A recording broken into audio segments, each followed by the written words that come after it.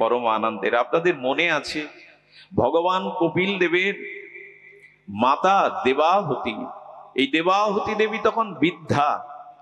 তিনি ব্রহ্মার কাছ থেকে জেনেছেন তোমার এই পুত্র তোমার পুত্র নয়, স্নেহবৎসল দৃষ্টিতে পুত্র রূপে দেখছো, ইনি স্বয়ং নারায়ণেরই অবতার ভগবান কপিল। খুব ধ্যান দিয়ে শুনুন, এই ভগবান কপিলের কথা ব্রহ্মাজি মাতা দেবাহুতিকে বলেছিলেন, হে মা, হে দেবাহুতি, তোমার এই পুত্র নয়, ইনি নারায়ণেরই অবতার। বৃদ্ধ অবস্থায় এসে গেছেন, ভগবান কপিলকে পুত্র নয় ভগবান জ্ঞানে প্রদক্ষিণ করছেন। এই দেখুন, শ্রেষ্ঠ হলে মাও ভগবানকে ভগবান রূপে প্রদক্ষিণ করছেন। আর ইচ্ছা দেশ ও বিহীনা সারবত্ত সমচেতসা ভগবত ভক্তি যুক্তেন প্রাপ্তা ভগবত গতি। শ্রী ভগবতে এই যে ভগবত গতি, এই যে ভক্তি প্রাপ্তি, এই জন্য মা নিজের সন্তানকেও ভগবত জ্ঞানে প্রদক্ষিণ করে আর প্রীতি নমস্কার করে প্রশ্ন করছেন।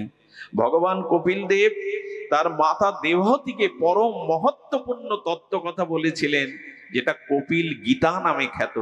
আমরা যখন গ্রন্থ দেখি না, আমরা অনেকেই নেটে আটকে আছি বর্তমান, একটু গ্রন্থ দেখবেন। এই গ্রন্থ না দেখলে আমাদের গ্রন্থি খুলবে না, আমাদের বাঁধন খুলবে না। স্বাধ্যায় বলে পঞ্চঋণের হিন্দুদের একটা ঋণ আছে, প্রতিদিন অন্তত একটি শ্লোক হলেও গীতা ভাগবত পুরাণ উপনিষদের একটি শ্লোক পড়তে হবে আপনাকে। যিনি পড়তে পারেন না তিনি যেন একটু শ্রবণ করেন। পাঁচটা ঋণ তো আমাদের, কি ঋণ? পাঁচটা ঋণ, ঋষি ঋণ, দেব ঋণ, ভূত ঋণ, নিরি ঋণ। এমনি করে আমাদের যে পাঁচটি ঋণ আছে, সেই ঋণের মধ্যে ঋষিরা আমাদের জন্য যে গ্রন্থাবলী রেখে গেছেন, তাদের ভজন কণিকা দিয়ে অনুভূতি দিয়ে এই গ্রন্থ প্রতিদিন পাঠ করা। আমার মনে হয় বই পড়া গ্রন্থ পড়া আমরা ছেড়েই দিয়েছি। এই নেট নামক জিনিসটাতে আটকে গিয়ে আমরা মানসিক অনেকটা বিকারগ্রস্ত হয়ে যাচ্ছি। নেট দেখুন, এটা দরকার, এটা সময় উপযোগী প্রযুক্তি বা বিজ্ঞানের উৎকর্ষতা, এছাড়া আপনি চলতে পারবেন না। নেট আপনার কাছে থাকুক, কিন্তু নেটে আটকে না গিয়ে মাঝে মাঝে গ্রন্থতে চোখ দিন। একটি শ্লোক, একটি উপদেশ, ঋষি অনুশাসিত ভজন উপলব্ধির গীতা ভাগবতের একটা শ্লোক আপনার জীবন বদলে দিতে পারে। আমার মনে পড়ে দিল্লিতে এক ভদ্রলোকের স্ত্রী মারা গেল। অল্প বয়সে সুন্দরী স্ত্রীকে হারিয়ে স্ত্রীর প্রতি তার মোহ ছিল, আসক্তি ছিল, আর সে আত্মহত্যা করেই মারা যায়। আত্মার সদ্গতি হয়নি, তাই ছায়া রূপে তার স্বামীর ঘরে প্রতিদিন আসতো। ধীরে ধীরে শুকিয়ে যেতে লাগলো, রক্ত শূন্য হয়ে যেতে লাগলো। দিল্লিতে বোর্ড বসানো হলো মেডিকেলের, বললো আপনার কোনো উপায় খুঁজে পাচ্ছি না, আপনার শরীরের কোনো রোগ নাই কিন্তু আপনি বাঁচবেন না। এই প্রতিদিন সেই ছায়ারূপ পিশাচীর যন্ত্রণা সহ্য না করতে পেরে বিষের বড়ি কিনে আনলেন, আজকে খেয়ে আত্মহত্যা করবেন। মানসিক বিকারগ্রস্ত হয়ে গেছেন, আর জীবনের প্রতি তার দায়বদ্ধতা নেই। মরার সংকল্প, আত্মহত্যার সম্পর্ক তিনি সংকল্প নিলেন। যখনই রাত্রে খাওয়ার পরে পকেটে হাত দিতে যাবেন, ওই পিশাচী দরজার কাছে ছায়া মূর্তি নিয়ে এসে বলছেন, তোমার পকেটে যেটা আছে ফেলে দাও। ও তখন মনে মনে ভাবছে আমাকে মরতে দেবে না, ধীরে ধীরে এভাবেই যন্ত্রণাতেই মারবে। তবে ও যখন বুঝতে পেরেছে আমি মরবো, আমি ওটা বের করব না। চিৎকার চেঁচামেচি করে বহুক্ষণ চেষ্টা করলো, ভয় ভীতি চিৎকার দিয়ে ওর পকেট থেকে ওটা ফেলে দেওয়ার। উনি ফেলেননি, এবং অবাক কাণ্ড কি জানেন, উনি মরেননি, সুস্থ হয়ে গেছিলেন। এবং ওনার জীবনের অধিকাংশ আয়কে উনি গীতা প্রচারে তিনি ব্যয় করেছিলেন, গীতা প্রেজে দান করেছিলেন। সেদিন কি দেখেছিল জানেন? যে বিষের বড়িটা উনি কিনে এনেছেন, সেই বিষের বড়িটা বাঁধা ছিল গীতার একটা ছেঁড়া পৃষ্ঠা দ্বারা।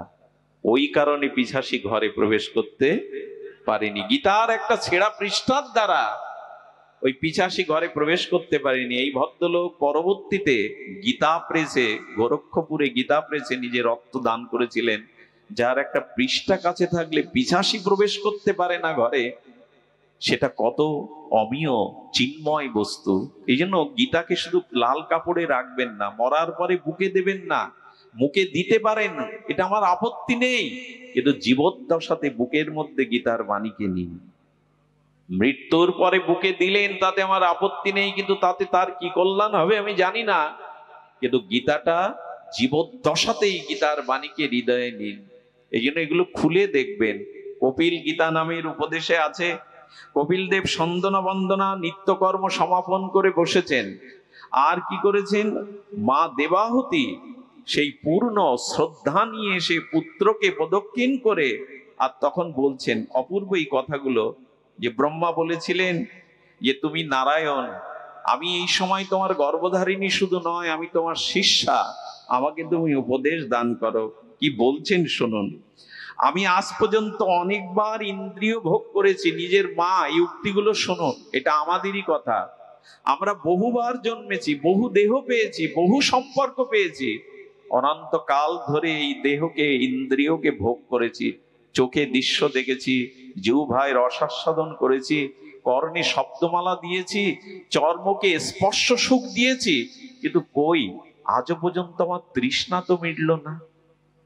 পুত্র ভগবান কপিলকে বললেন যে দেখো, আমি আজ পর্যন্ত অনেকবার এই শব্দ স্পর্শ রূপ রস গন্ধ ভোগ করেছি। আচ্ছা, ছোটবেলা থেকে এ পর্যন্ত আমরা কি কম ভোগ করলাম?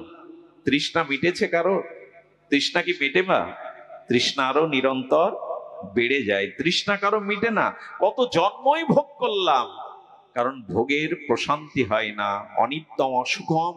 এই জগতের যে প্রাপঞ্চিক সুখ সেটা দুঃখপ্রদ। আর কি বলছেন, আমি আজও স্থায়ী সুখ বা শান্তি পাই না। একটা ছোট কথা বলে যায়, যদি হৃদয়ে ধারণ করতে পারেন, কথাটি ক্ষুদ্র কিন্তু মহিমা অনেক। আনন্দ চান, সুখ চাইবেন না। সুখ জগতে চাইবেন না, আনন্দ চান। আনন্দ এবং সুখের মধ্যে বিস্তর পার্থক্য আছে। সুখ তাকেই বলে যে সুখ গ্রহণ করলে সেই সুখ দুঃখ জীবনে ডেকে আনে। কারণ যখনই কোনো জগতের সুখ ভোগ করবেন, সাথে সাথে দুঃখের অনুপ্রবেশ ঘটবে। এই জগতে যেমন দিনটা নিলে রাতটা নিতে হয়, এই জগতে যেমন বসন্ত নিলে শীতও নিতে হয়, এই জগতে যেমন পূর্ণিমা নিলে অমাবস্যাও নিতে হয়, এই জগতের কোনো কামনা বাসনা স্পর্শ সুখ নিলেই দুঃখটা সেই পরিমাণে নিতে হবে। এই জন্য আধ্যাত্মিক আমাদের চিন্তা চেতনায় আর্য ঋষিরা বলেছেন সুখ চেয়েও না, কারণ সুখের সাথে দুঃখ মেশানো এই জগৎ। যতটুকু সুখ নেবে ততটুকু দুঃখ তোমাকে। দেখুন, এই যৌবনের উন্মাদনায়, রূপ যৌবন ভোগের উন্মাদনায় আমরা যে সুখটা গ্রহণ করি, বার্ধক্য জরাব্যাধিতে তার থেকে বেশি শোধ দিয়ে যেতে হয় জগৎকে, যেতে হয় কিনা। এই জন্য শাস্ত্র বলেছেন জগতের সুখকে নিতে চেয়েও না, জগতের সুখের সাথে দুঃখ মেশানো। এই জন্য কতবার ভোগ করেছি, কতবার শরীর পেয়েছি, কতবার কামনা বাসনা ভোগে প্রমত্ত হয়েছি, আজও তো স্থায়ী সুখ পাইনি। কারণ পাওয়ার কথা না, সুখ নয়, আনন্দ চাই, কারণ আনন্দ অখণ্ড হয়। আপনার ভেতরে যে আত্মা, তার কি জরাব্যাধি হয়? তার কি মৃত্যু হয়? সে কি দেহ বদলায়? বদলায় না। আত্মা হলেন আনন্দের উৎস, আর এই দেহের যে সুখ এটা ক্ষণিক, দুঃখপ্রদ, বিধ্বংসী। তাই বললেন শরীর বিদ্ধ হয়েছে, দুর্বল হয়েছে। আচ্ছা, একটা আশ্চর্য জিনিস দেখবেন, শরীর দুর্বল হয়, শরীর চোখে দেখি না, দাঁত পড়ে যায়, হজম শক্তি থাকে না, কিন্তু জিহ্বার লালসা কমে। যত বৃদ্ধ হয়, যত বয়স যায়, তত জিহ্বা আরো শক্তিমান হয়ে ওঠে। আসলে এই ইন্দ্রগুলি শিথিল হতে চায় না। আচ্ছা, মন কারো বৃদ্ধ হয় তো? শরীর বৃদ্ধ হয়, মন বৃদ্ধ হয় তো? মন চির যৌবনাবতী থাকে, তা ভোগ বাসনা থাকে কোথায়? মনের মধ্যে। এই জন্য মা বলছেন রাক্ষসীর মতো পেছনে লেগে আছে বাসনা, ভোগ। মনে করি এবার ছেড়ে দেব, রোগ আসলে, শোক আসলে, বিপদ আসলে মনে করি আর ভোগের পথে যাব না, কিন্তু রাক্ষসীর মতো পেছনে লেগে থাকে, সে আমাকে আবার আগলে ধরে। কপিল দেব প্রসন্ন হয়ে বললেন, মা আপনি অপূর্ব সুন্দর একটি জিজ্ঞাসা করেছেন, কি করে এই ভোগ বাসনা যাবে, কি করে এই জগতের অনিত্য সুখ গিয়ে আমি পরম আনন্দ পাবো, অখণ্ড চিন্ময় আনন্দ পাবো। মা, তোমার এই প্রশ্ন বড়ই উত্তম প্রশ্ন। তখনই ভগবান কপিল দেব এই কথা বলেছিলেন। দেখুন, স্ত্রী পুরুষ যদি তারা আসক্ত হয়ে একে অপরের দিকে ছুটে যায়, তার নাম হয় কাম। আর এই জগতে কেউ যদি ভগবানের মিলনের জন্য ছুটে যায়, তার নাম হয় প্রেম। কোন দিকে ছুটবেন এটা আপনার বিষয়। এই জগতে স্ত্রী পুরুষ যদি দুজনের আকর্ষণে ছুটে চলে, সেখানে আসে কাম। আর কোন জীব যদি শ্রীগুরু ভগবানের পদ পদ্মে ছুটে চলে তা হয় প্রেম। কোন দিকে যাবেন এটা আমাদের বিষয়। ভগবান কপিল বললেন, মা এই দেহের কামনা বাসনা সুখে ছুটে আজ পর্যন্ত কেউ সুখ পায়নি, শান্তিও পায়নি। তাই মা তোমাকে আমি উপদেশ দিয়ে যাব যে এই জগতের আনন্দ নাই, জগতে আনন্দ আছে ভজনে, আনন্দ আছে সাধু সঙ্গে, আনন্দ আছে প্রেমে, ভগবৎ প্রেমে। আনন্দ এই জগতের কোনো বস্তুতে নাই, কারণ এই জগতের বস্তু নশ্বর, বিনাশশীল, ক্ষণপ্রদ। সকালবেলার ফুলটা প্রস্ফুটিত শিশুর বিন্দে কুসুমিত সুগন্ধে ভ্রমর গুঞ্জনে ফোটে, কিন্তু বিকাল বেলায় তার পাপড়িগুলো ঝরে যায়। জগতের সৌন্দর্য এই। আচ্ছা, লক্ষ্য করেছেন গোলাপের পাপড়িগুলো সন্ধ্যায় ঝরে যায়, কিন্তু কাঁটাগুলো থেকে যায়। জগতের যে ভোগ সুখ, এর পেছনে কাঁটার দংশন আছে, কাঁটার যন্ত্রণা আছে। কবে আর এই বুদ্ধি হবে আমাদের? আনন্দকেই চান, পরমানন্দকেই চান, ভগবানের সাথে মিলনেই আছে প্রেম। এ জগতে কারোর সাথে কারো মিলনে প্রেম হয় না, কাম চলে আসে, অভিশাপ চলে আসে সেখানে, সেটা সুখের নয়। এই জন্য বলে নির্বিন্না নিতারা ভুবান্না ইন্দ্রিয় তসমাৎ। হে মা, একটু অপূর্ব উপদেশ দিলেন, তবে শোনো, রাক্ষসীর মতো কামনা বাসনা কারো পিছু ছাড়ে না। তুমি উত্তম প্রশ্ন করেছো, এই জগতে ইন্দ্রিয়জাত সুখ সুখ নয়। তবে তোমাকে উপদেশ দিয়ে যায়, মা তুমি তপস্যা করতে পারবে, এটা কিন্তু আমাদের কথা। তুমি তপস্যা করতে পারবে না, যজ্ঞ করতে পারবে না, তীর্থে তীর্থে পরিভ্রমণ করতে পারবে না। মা আমি তোমাকে উপদেশ দিয়ে যাই, শতং প্রসঙ্গনাম বীর্য সংবিদ ভবন্তিরিৎকর্ণ রসায়ন কথা তর্য সনাতদস্য অপবর্গবৎমানি শ্রদ্ধা রতি ভক্তি ক্রমমিষ্যতি। ভাগবতের এক অপূর্ব শ্লোক, শোনো মা, আজ তুমি তপস্যা যাগ যজ্ঞ দান ধ্যান করতে পারবে না, বিদ্ধ হয়েছ। তবে যদি মুক্তি পেতে চাও, শতাং প্রসঙ্গ নাও। মা, যেখানে সাধুগণ মিলিত হয়ে ভগবানের গুণগাথা কীর্তন করছে, সেই সাধুদের মধ্যে গিয়ে বসো মা। শতং প্রসঙ্গ নাম, যেখানে সাধুরা একত্রিত হয়েছে। আচ্ছা, সাধু সঙ্গ কাকে বলে? সাধু সঙ্গ তাকেই বলে যেখানে গোবিন্দের গুণকীর্তন লীলা মহিমা কীর্তন হয়। সাধুগণ, সাধু সঙ্গ মানে এই নয় যে সাধুগণ একত্রিত হয়ে পরনিন্দা পরচর্চা চায়ের আড্ডা বসাবে, এটা সাধু সঙ্গ নয়। সাধু সঙ্গই মানে হরি কথা, সাধু সঙ্গই মানে কৃষ্ণ কথা। তো যেখানে সাধুরা মিলিত হয়ে শতাং প্রসঙ্গ নাম বীর্য মম সংবিদ। আহা, বলে সাধুগণ মিলিত হয়ে যেখানে ভগবানের গুণকীর্তন করছে, তোমার কিছু প্রয়োজন নাই মা, তুমি সেখানে গিয়ে বসো। বলে বসলে কি হবে? মম সং বীর্য। বলো, সেই সাধুদের মুখে হরিকথা এত বীর্যশালী, এত পরাক্রমশালী যে তোমার করণে দিয়ে প্রবেশ করলেই তোমার ভক্তি হবে। আচ্ছা, কোন কৃষিবিদ বটের পরিপক্ক বীজ মাটিতে রোপণ করে জলসাদ দিয়ে চারা গজাতে পারবে? কোন কৃষিবিদের দ্বারা আমরা চেষ্টা করে বটের বীজ মাটিতে বপন করে তার থেকে চারা গজাতে পারবো? তা যদি পারতাম, পৃথিবীতে বটবৃক্ষে ভরে যেত। আসলে আমাদের দ্বারা বীজ বপন করলে বটবৃক্ষ অঙ্কুরিত হয় না, কোনো পাখি ওটা খাবে। ওই পাখির জঠরগ্নির তাপে ভীষণভাবে সিদ্ধ হয়ে এত শক্তিশালী হয়, পাখি বমনের দ্বারা, মলমূত্রের দ্বারা যদি পাথরে ফেলে, ভাঙা প্রাচীরে ফেলে, ইটে ফেলে, ওইখান থেকেই সে চারা অঙ্কুর উদ্গম হয় এবং বেঁচে থাকে, বেড়ে ওঠে। আপনি আমি পারবো না। তো বললেন, যারা প্রকৃত সাধু, ভজনানন্দী সাধু, তাদের মুখের হরিকথার মধ্যে এমন এক শক্তি থাকে, যে শক্তির দ্বারা কর্ণ দিয়ে হরিকথা হৃদয়ে গেলে তোমার মধ্যেও প্রেম ভক্তির ক্রম বিকাশ ঘটবে। ক্রমমিষ্যতি, তোমার ভিতরেও ভক্তির ক্রম বিকাশ ঘটবে। তাই মা, যাও, চলে যাও, এই সংসারের শাখা মূল ঊর্ধ্ব দিকে, ঊর্ধ্বমূলং অধঃশাখা, এই সংসারের মূল ভগবানের দিকে সাধুগণের পাশে যাও। শ্রদ্ধা রতি ভক্তি ক্রমমিষ্যতি, ধীরে ধীরে তোমার মধ্যে এই শ্রদ্ধা রতি ভক্তি জন্মাবে। এই উপায় বলে দিলেন। আর আমাদের স্থায়ী আনন্দ, স্থায়ী সুখ এই প্রেম ভক্তি লাভে। জগতের কোনো বস্তুতে স্থায়ী সুখ আজও কারো হয়নি।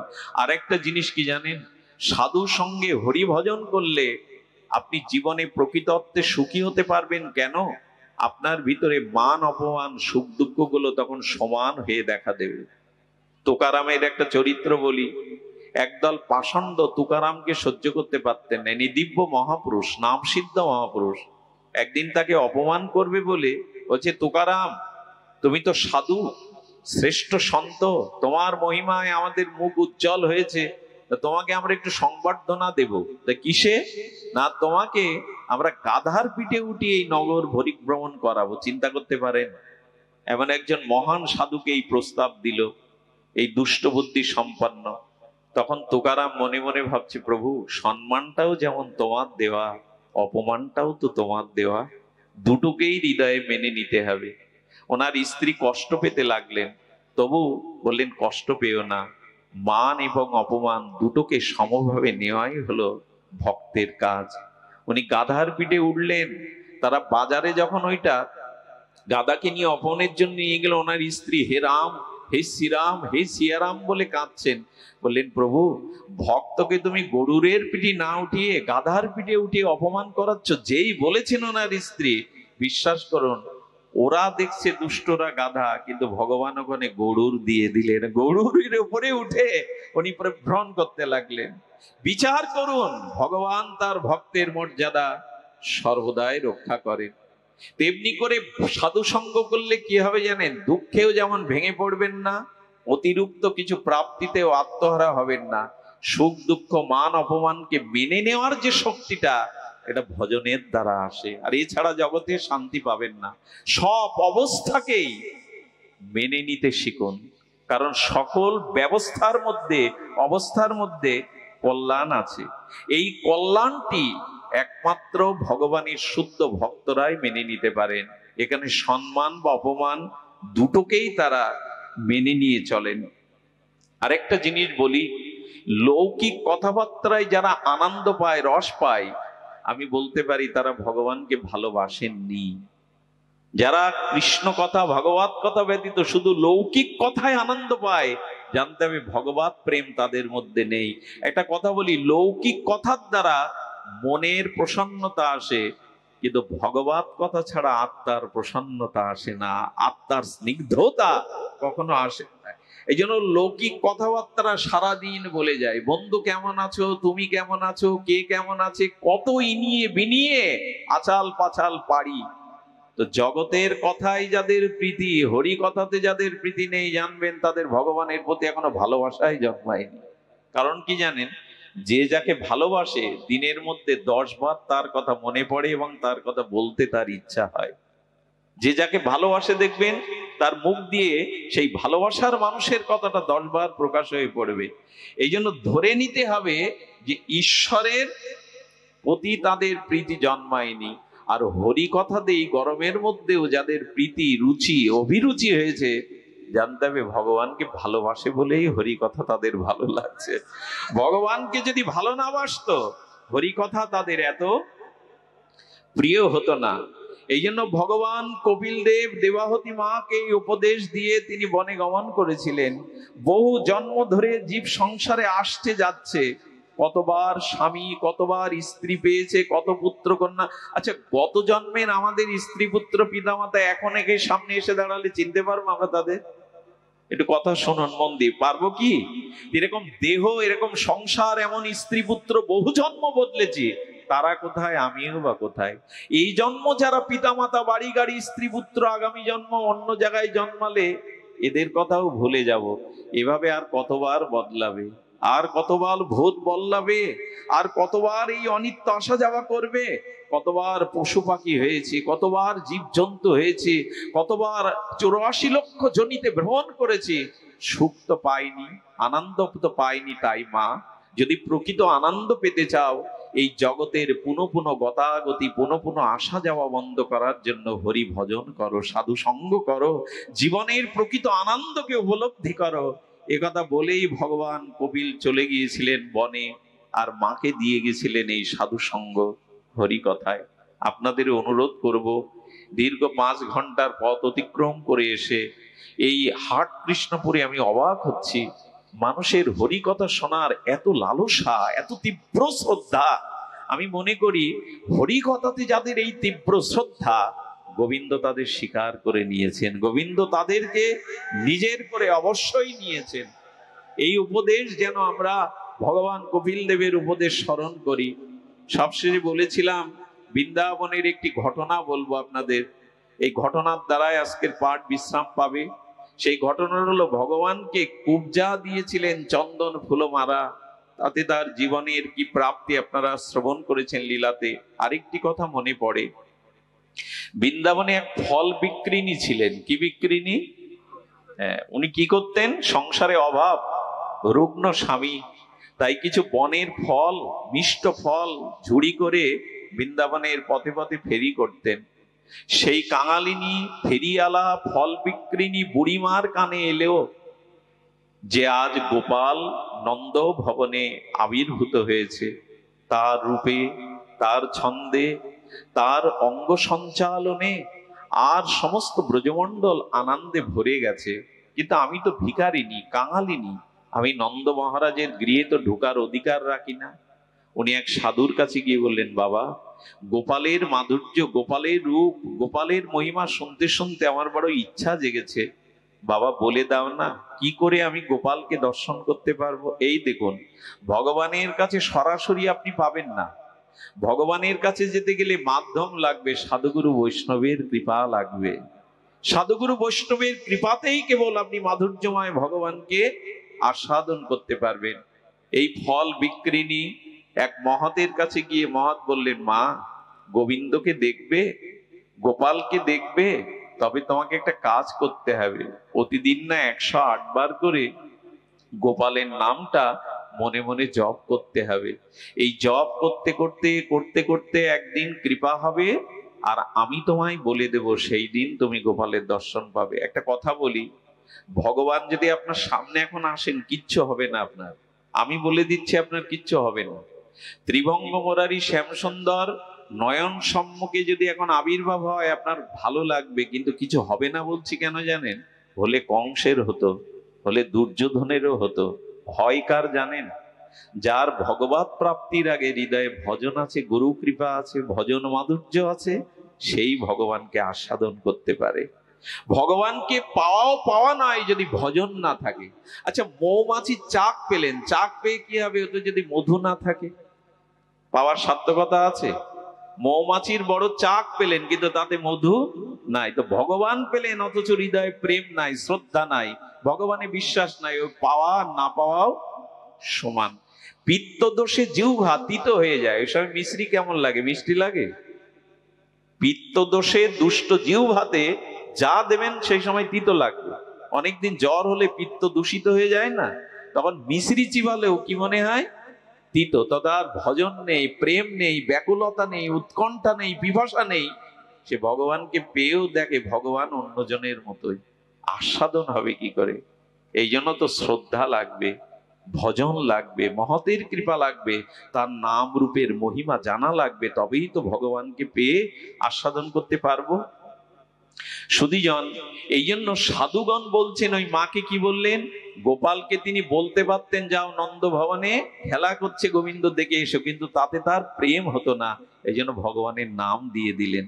আর যার নাম করা যায়, ওই নামের সাথে তার রূপের চিন্তাটাও চলে আসে। কারণ নাম নেবেন, ওই নামের মধ্যে দিয়ে তার গুণ, তার রূপও ফুটে উঠবে। আচ্ছা, আগুন শব্দ বললে কি জলের ছবিটা আসে আমাদের সামনে? লেলিহান, হ্যাঁ, সেই তপ্ত লেলিহান অগ্নির রূপ চলে আসে, অগ্নির ক্রিয়া চলে আসে। নাম যেই নেবেন, ওর মধ্যে রূপ আর গুণ চলে আসবে। এই জন্য তো ভগবানের নামের এত মহিমা। ভগবানের নাম নিলেই নাম, রূপ, গুণ, লীলা একই সাথে এসে পড়ে। তো সেই বৃদ্ধ মা, তিনি বছরাধিক ধরে ওই নাম নিতে লাগলে, যত নাম নেয় তত গোপালের দেখবার উৎকণ্ঠা বেড়ে যায়, পিপাসা বেড়ে যায়। 1 বছর পরে বললেন, যাও মা, এবার মাথায় ফল নিয়ে নন্দ ভবনের সামনে যাও। এই যে 1টা বছর ধরে গোবিন্দকে স্মরণ করেছে, তার নাম করেছে, এটা পৌঁছে গেছে গোবিন্দের হৃদয়ে। গোবিন্দ বুড়িমার জন্য আজ অপেক্ষা করছে। কেমন করে জানেন? মাকে বাইর বাড়িতে কাজের মধ্যে রেখেছেন, সখাদের পাঠিয়ে দিয়েছেন, গোবিন্দ একা সেই আঙিনাতে বৃক্ষতলে পায়চারি করছেন। কেন জানেন? এতদিন ধরে, 1 বছর ধরে তুমি আমার নাম নিয়েছো, আমার রূপকে মনে মনে অনুভব করেছো। আসো, আজ আমি তোমার জন্য প্রতীক্ষায় আছি। সেই ছেঁড়া কাপড় পরা কাঙালিনী, ফল বিক্রিনী, মাথায় ফল নিয়ে হাঁটতে হাঁটতে যাচ্ছে। ফল নেবে গো, কেউ ফল নেবে? আস্তে আস্তে গোপাল বেরিয়ে এসে বুড়িমার আঁচলের পেছনে দাঁড়িয়ে বলছে, বুড়িমা, আমায় একটা ফল দেবে গো। যেই গোপালের কণ্ঠ থেকে এই মধুর শব্দ বেরিয়ে এসছে, বুড়িমা, ফলের ছুরি নামিয়ে বললেন, বুড়িটা বাদ দিয়ে যদি মা বলে ডাকতিস গোপাল। এমন এমন কণ্ঠ কারো হয় কি? যদি মা বলে ডাকতিস। গোপালের দিকে তাকিয়ে আর নয়ন ফেরাতে পারে না। ওই যে নাম নিয়েছে, প্রেম এসেছে, মহতের কৃপা নিয়েছে, গোবিন্দের সেই মাধুর্য বাৎসল্য রূপ দেখে ফল বিক্রিনী বুড়িমা মনে হলো আজ বুঝি মাথায় করে সারা জীবন ফল বিক্রির প্রাপ্তি হলো, আর সামনে ফল পেলাম আমি। সারা জীবন যে ফল চেয়েছি, সেই প্রকৃত ফল ভগবানকে পাওয়া, গোপালকে পাওয়া। গোপালের সামনে দিয়ে হাত পেতে আছে। এই দেখুন, ভগবান আজ হাত বাড়িয়ে আছেন ভিখারিনীর কাছে, কাঙালিনীর কাছে, আমাকে একটা দেবে গো। গোপালের দিকে তাকিয়ে মনে হচ্ছে, তুই যেভাবে চাইলি গোপাল, মনে হয় সব দিয়ে দি, কিন্তু এই ফল তোই আমার সংসার চালে রে। চেয়েছিস যখন, 2টো ফল গোবিন্দের হাতে দিয়ে গিয়ে বুড়িমা বলে বসলেন, মানে কথা বলতে ভালো লাগছে তো ভগবানকে। আচ্ছা, ফল দিতে গেলে তো ফলের মূল্য দিতে হয়। গোবিন্দ তখন হাতটা সরিয়ে নিয়ে বলছেন, মূল্য কাকে বলে তো আমি জানি না। গোবিন্দ সত্যিই মূল্য জানে না। গোবিন্দ বললে, দেখো বুড়িমা, আমার মা যশোদা তো আমি অনেক কিছু খাওয়াই, ব্রজবাসীরা দেয়, কেউ মূল্য চায় না, তুমি চাইছো কেন? আচ্ছা, মূল্য কি? ভগবানকে ভালোবাসা দিন, মূল্য দরদাম করতে যাবেন না। আমি তোমাকে এই ভালোবাসি, তুমি আমাকে এই দাও। গোবিন্দ অঙ্কে খুব কাঁচা, আমার গোবিন্দ অঙ্কে জ্যামিতিতে খুব কাঁচা। উনি হিসাব বোঝেন না, উনি বোঝে মনের ভাব বিনিময়। মনটা সরল ভাবে আমায় দাও, আমিও তোমায় সব দিয়ে দেব। দুয়ে দুয়ে অঙ্ক আমার ভালো লাগে না। তখন বলছেন, মূল্য কাকে বলে? বুড়িমা তখন বললেন, কারো কাছে কিছু নিতে গেলে তাকে কিছু দিতে হয়, এর নাম মূল্য। বললো, তাই নাকি? তা আমার কাছে তো কেউ এটা চায় না। বুড়িমা বললেন, ওরা তোমার মা বলে চায় না, ওরা তোমার ঘরের মানুষ বলে চায় না। বলে, তাহলে তুমি পর কি? তুমি আমার ঘরের মানুষ না? গোবিন্দ বেঁধে ফেললেন। গোবিন্দ তাকে কাউকে পর মনে করেন না। বুড়িমা, তুমি তো আমার পর নও, তুমি কেন মূল্য চাইছো? তবে চেয়েছো যখন, আমি তোমায় দেব, আগে ফল দাও। আহা, আজ বিশ্বেশ্বর ভগবান কাঙালিনীর কাছে, ফল বিক্রিনীর কাছে হাত চেয়ে শুধু ভক্তির জন্য। ফলের অভাব গোবিন্দের, বৃন্দাবনই তো তার সন্দিনী শক্তির আধার। বুড়িমা যখন ফল দিতে যাচ্ছে, গোপাল বললেন, তুমি বড় বোকা, তুমি বোঝো না? আরে, আমাকে যখন কেউ কিছু দেয়, আমার মুখে তুলে দেয়, হাতে দেয় নাকি? ভগবান শেখাচ্ছে তাকে কি করে ভালোবাসতে হয়। বুড়িমা, আমাকে যখন কেউ কিছু দেয়, আমার মুখে তুলে দেয়, হাতে তো দেয় না। ভালোবাসতে হয় এইভাবেই শেখাচ্ছেন তিনি জগৎকে। বুড়িমা বললেন, ওরে গোপাল, এ হাত তোর মুখে তোলার যোগ্য নাই। কত জন্মের কত অপরাধী, হাতে ময়লা আছে, ভিখারিনী কাঙালি আমি। হ্যাঁ, যশোদা মায়ের গোপীদের অধিকার আছে। বললো, আমি তো তা বুঝি না, কিন্তু আমার মুখে তুলে না দিলে তো আমি নেই না। যখন মুখে তুলে দিতে গেছে, বলছে, তুমি খুব বোকা, এভাবে দাঁড়িয়ে কি কেউ কারো মুখে দেয়? নিয়ম হলে কোলে বসিয়ে মুখে দিতে হয়। বুড়িমা তখন কেঁদে ফেলেছে, ওরে, এ ভাগ্য তো কোটি জন্মেও আমার হবে না, তোকে কোলে নেওয়ার ভাগ্য কোথায় আমার? তবে গোপাল বলছে, এভাবে আমি নেই না, আমাকে আদর করে ভালোবেসে সবাই কোলে বসিয়ে দেয়। দেখো না সবাই কেমন আমাকে চুম্বন করে, আদর করে, কোলে বসিয়ে দেয়। বুড়িমার অঙ্গ কাঁপছে প্রেমে, এই ভাগ্য সে কল্পনাও করেনি। একটু ভালোবেসে দেখুন ভগবানকে, তাকে সামান্য ভালোবাসা দিলে তিনি তাকে ভরিয়ে দেন। কোলে বসিয়ে পুতনা স্তনে বিষ পুড়ে ভগবানকে মারতে গেল, তাতে ধাত্রীগতি মাতৃগতি দিয়ে দিল। তাহলে বুড়ির কি গতি দেবে ভগবান? সে তো ফল দিচ্ছে। ফলটা যখন মুখে তুলে দিল, হাত অঙ্গ প্রেমে কাঁপছে। এর থেকে ভাগ্য কার হয় গো? এমন ভাগ্য জগতে কার হয়? সঙ্গে সঙ্গে বুড়িমা বলছেন গোপাল, গোপাল তখন বলছি, তুমি যে মূল্য চেয়েছিলে না, দাঁড়াও। ঘরের থেকে মায়ের শুকনা দেওয়া কটা ধান হাতের মুঠোয় ধরেছে। আচ্ছা, গোপালের মুঠোয় কটা ধান উঠতে পারে? সেই ধানগুলো আবার অঙ্গুলির পার্শ্বদেশ দিয়ে পড়ে পড়ে গেছে, কয়েকটা ধান হাতে অবশিষ্ট ছিল। বুড়িমার ঝুড়িতে বলছেন, এই নাও মূল্য। বুড়িমা গোপালকে দেখবে না চলে যাবে, আর তার যেতে ইচ্ছা করছে না, কিন্তু সেই ঝুড়িটা বোঝা মাথায় নিয়ে বাড়ি গেল। বাড়ি থেকে ঝুড়িটা যত পথ যায় তত ঝুড়ি ভারী হয়ে যায়। ঝুড়িটা বাড়ি এসে নামিয়ে কি দেখলো জানেন? গোপাল যে কটা শ্রীহস্ত দিয়ে ধান দিয়েছিল, সেই ঝুড়িটা সোনার মোহর হয়ে ভরে গেছে। গোপাল, সামান্য দুটো বনফল তোমাকে দিলাম, তাতে স্বর্ণ হয়ে মুক্তা হয়ে ফিরে এসেছে। বুড়িমা তাড়াতাড়ি সেই ঝুড়ি মাথায় করে নিয়ে আর যশোদা অঙ্গনে ঝুড়ি নামিয়ে সেদিন হাত জোর করে বলেছিলাম, গোপাল রে, একটা ফল তোকে দিয়েছি, তাতে মোহর হয়ে ফিরে এলো। শুধু এখন আমার মনে হচ্ছে সবকিছুই কেন তোকে উজাড় করে দেইনি আমি কেন একটা ফল দিয়েছি, সবকিছু কেন দেয়নি? বিশ্বকবি রবীন্দ্রনাথ মনে হয় এই বৃন্দাবন লীলা জেনেছিলেন, তাই তিনি লিখতে পেরেছিলেন, দিলেম যারা আজ ভিখারি রে, স্বর্ণ হয়ে এলো ফিরে, তখন কাঁদি চোখের জলে দুটি নয়ন ভরে, দেইনি কেন আমার সকল শূন্য করে। ভগবানকে দেওয়ার জন্য এই জন্ম, ভালোবাসা অনুরাগ যা কিছু তাকে দেওয়াই হলো এই জীবনের সার্থকতা। আমার বলে যা পেয়েছি শুভক্ষণে যাবে, তোমার করে দিলেন যখন তারাও আমার হবে।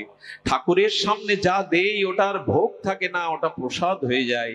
তেমনি জীবন যৌবন মন অনুরাগ যা কিছু ভগবানকে দেবেন, তা প্রসাদ হয়ে আপনার কাছে ফিরে আসবে।